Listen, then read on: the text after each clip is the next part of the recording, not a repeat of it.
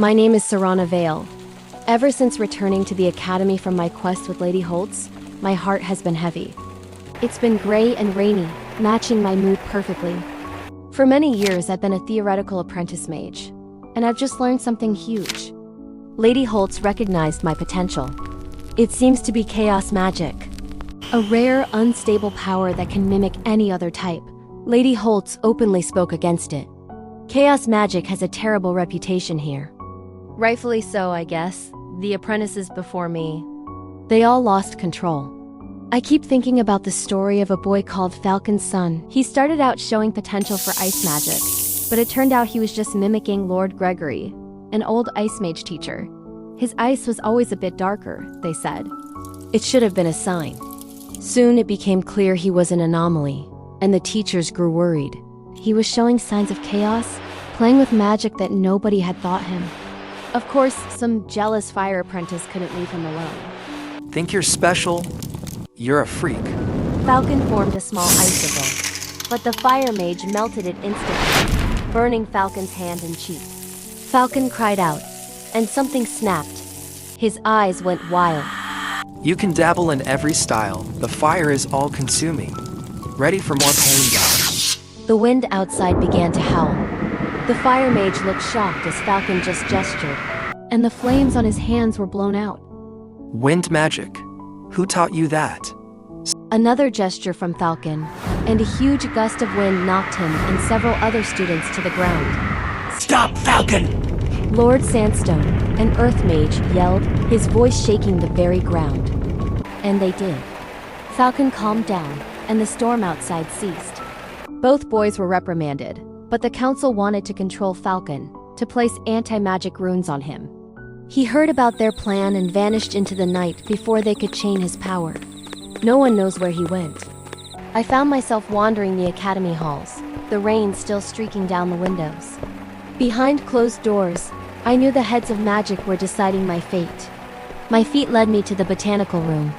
There, a small girl, maybe 10 years old, was sitting amongst the plants. She had vibrant green hair and a friendly smile. "Hi there," I said softly. "What are you doing here?" Her name was Evie. Without a word, she made a small plant next to her sway and dance. "Nature affinity," I smiled. "You found your potential so young." Yes, I'm lucky. My mother is my master. She showed me everything. Really? I was surprised. Magic is rarely passed down so directly. It seemed to be randomly gifted. Want to see my pet? He's really shy. From her sleeve, a small white spider crawled out. A ghost crawler? Those are highly dangerous. They're poisonous and can turn invisible. Aren't you scared? Scared of Snowdrop? Of course not. Though he cheats when we play hide and seek. See? The spider turns invisible. That's amazing. Yeah, but you're amazing too. I think you're powerful. Me? I don't think so. I'm just a beginner. But your heart is sad. You're making it rain. I can feel it's not natural. Me? No, I'm not that powerful. Why are you sad? I paused. Her green hair reminded me of the eyes of another girl, one from the village, who got devoured by a monster.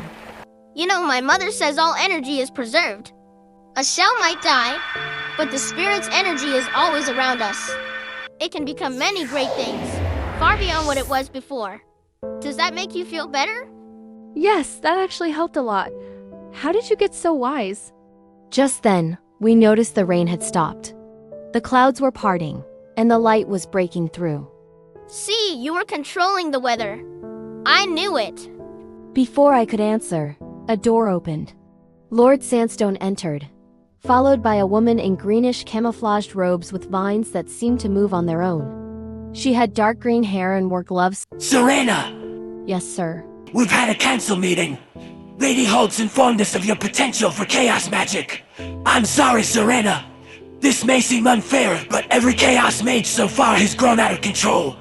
It's our duty to keep magic from causing harm. Therefore, the council has decided to nullify your potential. My heart sank. I just nodded, not knowing what to feel. Here is a necklace with a nullifying stone. You are to wear it until you reach the Triune Circle.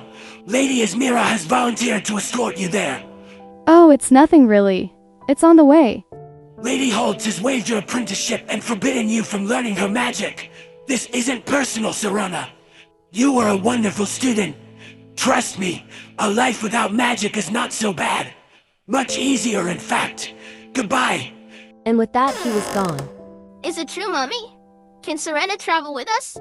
But they'll take her magic. That's not fair. I know, my little flower, but it's outside our control. Are you alright to travel, Sorana? Yes, I said, my hand instinctively grasping the cold amulet around my neck. I believe I am. The next morning, we left the academy. I took one last look at the spires, my home for so many years, now turning its back on me. A wave of sadness washed over me, and the amulet on my neck glowed faintly. Maybe they were right. Maybe this power was beyond my understanding. I would rather be powerless than harm anyone. Lady Asmira watched in silence as Evie took my hand, and we walked towards a great forest. Then she ran ahead. Wait, I said. This is one of my favorite forests. Don't worry. She is safe here. This forest is her home.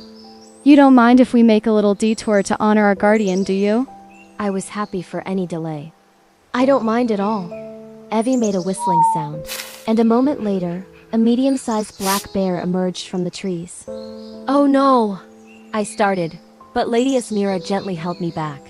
Evie ran and hugged the bear, who seemed overjoyed. She then climbed onto its back.